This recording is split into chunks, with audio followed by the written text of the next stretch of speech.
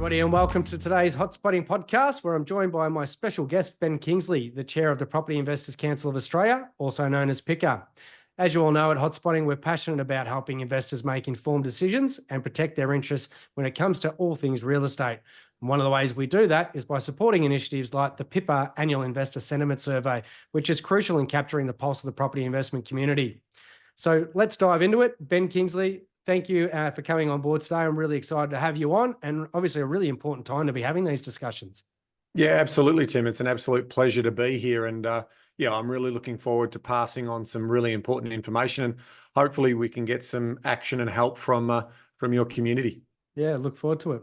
So let's start with this, Ben. We've got a couple of acronyms in play there. We've got PICA, P-I-C-A, and PIPA, P-I-P-A. Let's start there. What's the key difference between the two organisations? Both not-for-profit, but you've been involved over a decade with both, I believe.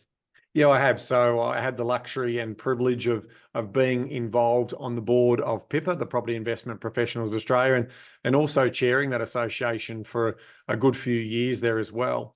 Now, what PIPA is the trade association. So anyone who's looking to give advice to budding property investors, whether that's property investment advice, being a buyer's agent, doing mortgage lending, accounting, tax, all of those sort of services, PIPA represents the interests of those tradespeople in terms of how they look after consumers, but also in how they advocate to government and industry around some of the needs and wants around that. Now, one of their biggest agenda items is around property is an unregulated industry. So giving property investment advice, anyone potentially can give that out. So someone puts on a nice suit and sounds convincing, but they may be leading a consumer up the garden path. So what PIPA does is say, you need to join our association. And when you do, you operate under a code of conduct. And that code of conduct talks about a certain way in which you need to operate, full disclosures,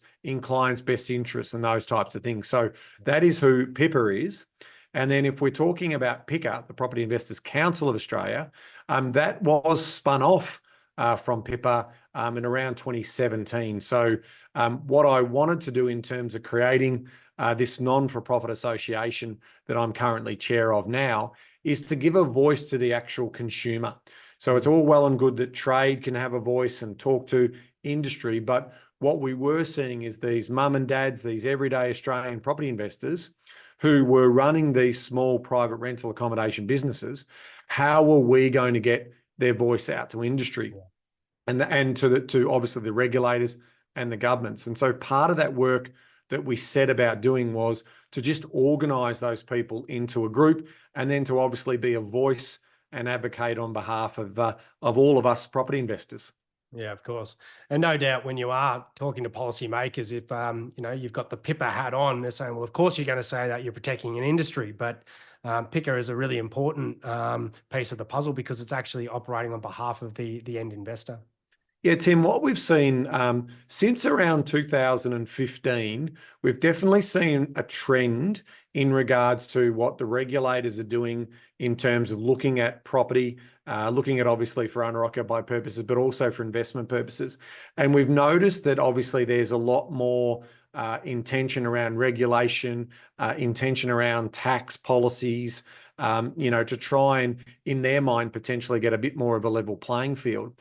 But it is those unintended consequences that can potentially play out as part of that. And so without having the voice of the property investor, you've got to remember that each year, tens of billions of dollars are being invested by these everyday Australians. So if they're not having a voice, and if, let's say, the legislation isn't favourable, or it starts to play around with their sentiment and confidence about future changes or changes that they want to implement straight away, that's when we've got a problem. Because ultimately, if we don't continue to get all of that investment into supply, we're going to have a continued shortage of accommodation when it comes to available rental accommodation, which means that unfortunately, even though the intended consequences to potentially look after the tenant, what we're going to find is there's going to be higher rents paid, less availability of rental accommodation.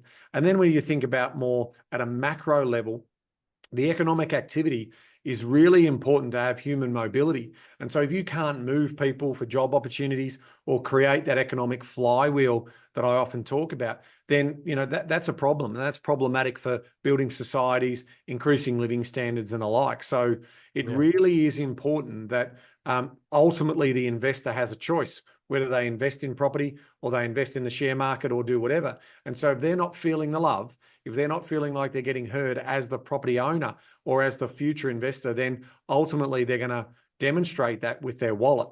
And that is about where they potentially put that money. So that's what's at risk here in terms of trying to get that balance right. Yeah. I mean, it's quite often publicised that, the tenant gets the bad deal. But I mean, at the end of the day, when we look at all of the legislative changes that have been happening over the last couple of years during this shortage, I think now more than ever, investors do need, some certainty in the asset that they're investing their hard-earned in. I mean, you don't go and, buy shares in Tesla and then they, change the rules on how you can use that asset. At the moment, it feels like every week we're seeing news stories saying that they're going to be changing a lot of their legislation around rentals. So, yeah, I think it really is important, Tim, what you're sort of talking about there. And make no mistake, I mean, sort of small business, private rental accommodation providers, I know that's a big, long way of saying, these small businesses are being run. Our customer is those tenants. They are our number one priority. And of course, all good landlords who are running those small businesses want to make sure that their customer is having a good enjoyment of that particular property. And so we refer to that as safe and quiet enjoyment. And ultimately that is the standard that we want to aspire to in terms of making sure that the property is well looked after from a safety point of view. So those tenants can have quiet enjoyment in that particular property. Where it potentially starts to get a little bit more interesting is in terms of, is the owner feeling like they're in control of the asset that they own or not? Like, in other words, if I give you the keys to my car and say, hey, Tim, go and take my car for a drive or borrow my car for a while because you need to move things around. If you don't look after that car or you don't bring that car back to me, how would I feel about that? I wouldn't feel great. So ultimately, there has to be, a symbiotic relationship between the tenant and the landlord. But if that does go out of balance, then ultimately what you're going to see is less confidence, to your point, and then that less investment. And when we get that less investment, it ultimately, unfortunately, affects the tenant more because we start to see increased compliance costs, sort of to meet certain growing minimum standards that governments want to introduce. We've obviously also seen higher interest rates recently, which is increasing that cost. And so a lot of small businesses at the moment are actually subsidising the rents. Now, it doesn't feel that way for the tenant because their rent's just gone up $50 or $100 a week or whatever that may look like. But so their costs might have gone up $5,000, $6,000. But ultimately, the small business operator, their cost might hold that 20 grand or 30 grand. So I mean, in the buyer's agency world as well, Ben, I mean, we see all the time that you're going and looking at properties and you see what their existing leases are, and landlords have been holding the cost for a long time. And, a lot of these properties that are on market, the rent's not at market rate. So, you can see that in every day. Yeah, I think in all the evidence that we've been able to collect ourselves, and also all of the government evidence that we're seeing through, sort of feedback and sort of bond registrations and also disputes through any of the tribunals, around 90%, if not slightly higher, of those relationships end okay. So in other words, the tenants had safe and quiet enjoyment and the landlord's been able to rent the property out and get a return on their investment. So it's really only 5 to 10% that we're seeing, some of the challenges in. And in a lot of cases, that might have been instigated by the landlord in terms of how the property's being looked after or the tenant not paying the rent. So it really is, sort of come to light. But what we are seeing is a lot of regulation that sort of, the problem's so small. So is the solution, sort of consistent with the size of the problem. And we're seeing that with no grounds evictions and all of those types of other reforms that are coming into play. And, that's why it really is important that, when we are going to governments and we're going to the regulators and saying, you don't understand, like this is going to affect potentially the sentiment and ultimately the buying behavior of that investor. And we've seen that here in Victoria, where we've got 15,000 less rental properties based on the last bonds registration data, compared to, say, Western Australia, where, you know, they're welcoming in investors, they're incentivizing investors to, you'll get a $10,000 grant from government if you've got an existing, say, short-term rental accommodation property, and you move that into the long-term market, they'll give you money to do that. I mean, we often talk about this as the carrot or the stick approach, isn't it? Now, in Victoria, we're saying, if you do this, we're going to tax you more. In Western Australia, they're saying, if you do this, we'll give you an incentive. You know, there's, you know, I don't know about you, but I know the carrot works for me. Well, it does. And I think, you know, that is the story here now. But you've also got to understand that, you know, these tenancy unions and these, you know, these associations, which are government funded. I mean, I'm sure if I'm sitting on that call center, the vast majority of those calls that might be coming into me might be really hard luck stories. And they might be really challenging stories because, you know, as landlords, we can only sort of give feedback to our property managers, the employees that we employ to help us manage our small business. But that doesn't carry anywhere. You know, that's a sort of one-to-one, not a one-to-many type experience. So you can understand why these associations, these tenancy unions and all that feel like it's a really big problem because, you know, the echo chamber in which they're operating in is giving all that negative feedback. So they have done a very smart thing from their side of the fence, which is to organise themselves into the National Association of Renters organisation, which is called NARO for short. Now, make no mistake, there's millions and millions of dollars of government-funded taxpayer money that are going in to set these organisations up, and they're mobilising themselves, and they're mobilising themselves in their agenda, in their lobbying to government, and in the data that they're collecting to support their case. That's why it's so important that we also need to organise ourselves under the non-for-profit Property Investors Council of Australia and start to get all of that feedback. And what I did along with the rest of the board when I was at PIPA is we introduced 10 years ago a property investment sentiment survey.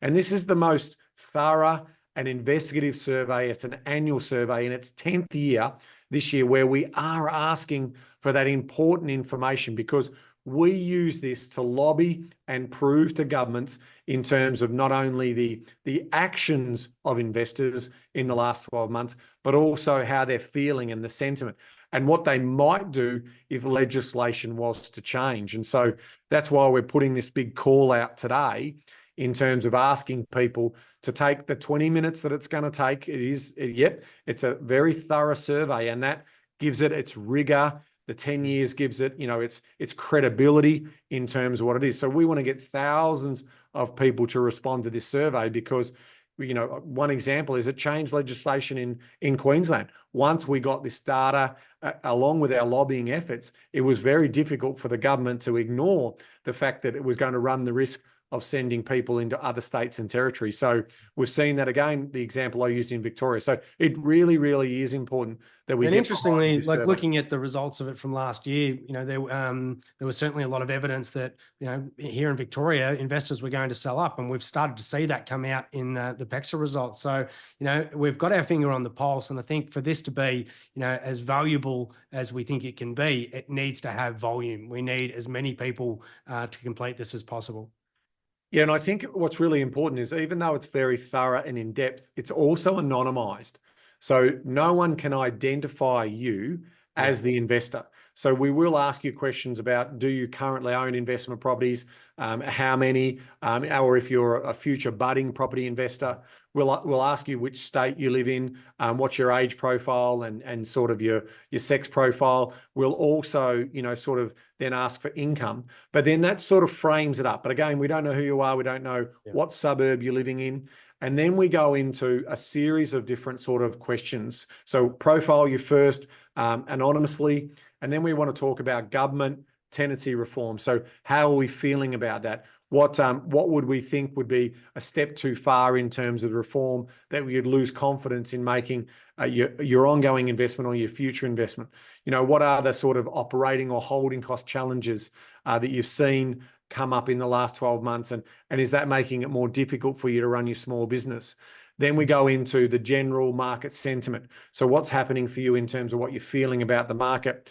And then we go into the market activity. So after the sentiment is like, what did you do? Did you sell a property? If you did sell, where did you sell? Why did you sell? If you didn't sell a property, then we move into obviously buying intentions. And so first of all, we get your general market in sentiment, and then we go into, okay, are you planning to buy in that particular market, and what markets are you considering to buy in and why? So we do get that rich information. And then finally, tenancy relationships. That's obviously the big news around no grounds in terms of what is a reasonable ground to want to evict a tenant from your property. And then finally, for the first time in the survey, we're going to ask a couple of questions around short-term rental accommodation. So again, 20 minutes or so, depending on your yes or no answers.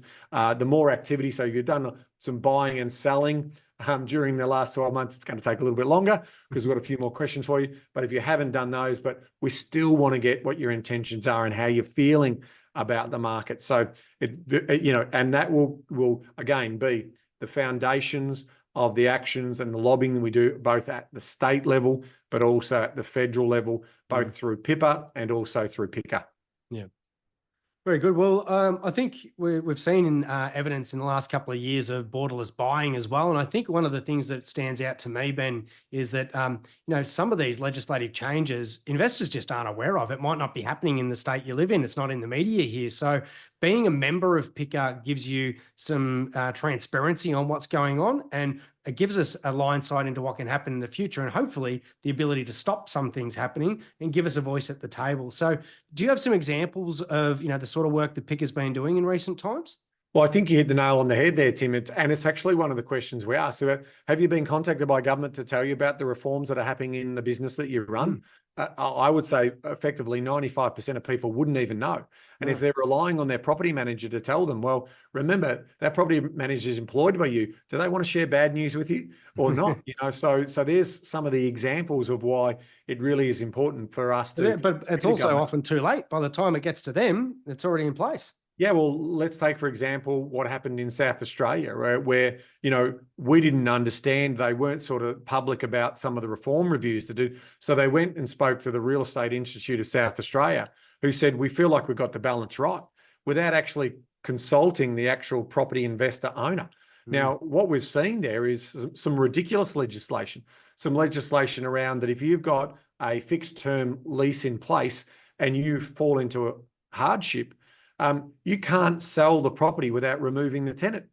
And so ultimately that means that you're going to be restricted in terms of realizing that the best gain, because let's say the tenant might have been in there for a long period of time. It's an unfortunate situation, but you want to show that property in its best light. If the tenant's still in there, then ultimately, but not to mention you're cutting out an enormous part of the market. Yes, that's right. So you got a part of the market. And now also some of the finer legislation that we're seeing over there is you can't even take pictures inside the property without the consent of the tenant. Now, I appreciate taking photos and seeing some sensitive information around, pictures of family members and so forth not being broadcast across the net, across the web. But I also, understandingly need to have condition reports on my property. Yeah. I need to make sure it's being well looked after. And I'm not necessarily just going to take my employees' feedback on that from the property manager.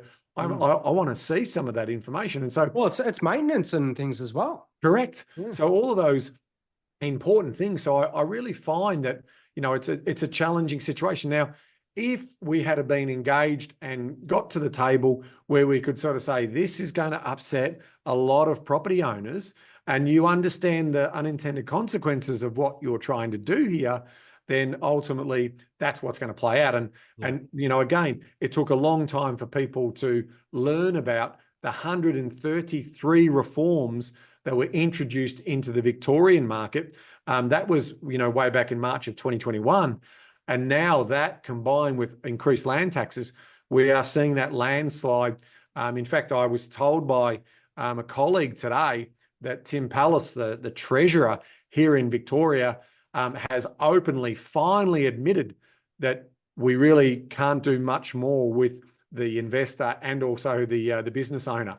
Like, in other words, they've picked on, and it's really causing a tremendous amount of concern in terms of obviously not having enough rental supply and further investment into Victoria. So that's a perfect example of, they've gone too far. Everyone's worked out that, Victoria is a difficult market to come into. So hopefully, they'll start to right those wrongs and you start to stimulate investment into the state, because right now, compared to, say, even Western Australia and Queensland, Victoria might look relatively affordable or attractive for investment, but not when you're just not sure about what the government's going to do next around, rental reforms and tenancy reforms. Yeah. All right. A final note to finish up on, Ben. You mentioned that the tenancy unions have got millions of dollars behind them. PICA, not for profit. How much does it cost an investor to be a member at PICA? Yeah, so we've got a lot of value that we want to share, but we're a non-for-profit, so we run on the smell of an oily rag. We ask for $5 for a 12-month membership or $20 for a 5-year membership. And again, it's about getting that numbers together, right? We really want to organise ourselves. There's 2.3 million property investors, individual property investors across Australia.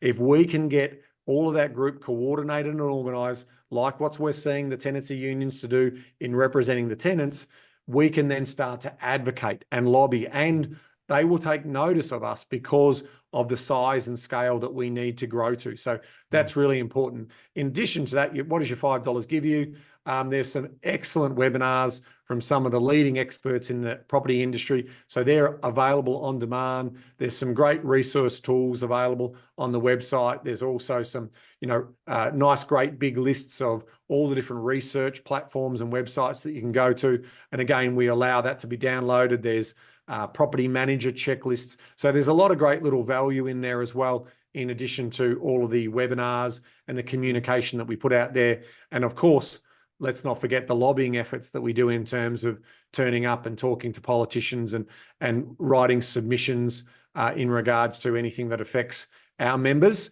of the association. Very good, Ben. Well, on behalf of everybody who's a property investor, we thank you for all the hard efforts and hard work that you've been putting in. And lastly, the time that we're closing off the survey, do you remember?